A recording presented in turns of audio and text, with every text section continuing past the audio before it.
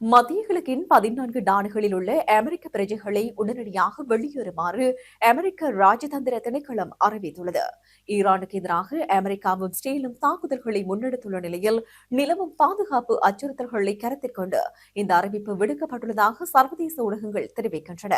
இதற்கமைய Bahrain, Egypt, Iran, Iraq, ஸ்டீல், Jordan, Kuwait, Lebanon, Oman, Qatar, Saudi Arabia, Syria, ஐக்கிய அரபு ராச்சியம் மற்றும் ஏமன் ஆகிய நாடுகளில் உள்ள அமெரிக்க பிரஜைகள் இவ்வாறு வெளியேறுமாறு அறிவுறுத்தப்பட்டுள்ளனர்.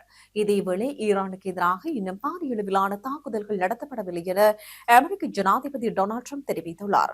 தெஹ்ரானின் அணு ஆயுத ஏவுகணை திட்டத்தை முறியடிப்பதற்காக ஈரானின் மீது தாக்குதல் நடத்த உத்தரவிடப்பட்டதாக அமெரிக்க ஜனாதிபதி சுட்டிக்காட்டியுள்ளார்.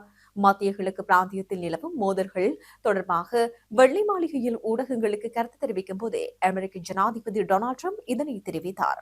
இந்த மோதல்கள் 4 அல்லது 5 வாரங்கள் வரை நீடிக்கும் என முன்னர் மதிப்பிடப்பட்ட போதிலும் அதற்கு அதிக காலம் எடுக்கும் என அமெரிக்க ஜனாதிபதி மேலும் சுட்டிக்காட்டியுள்ளார்.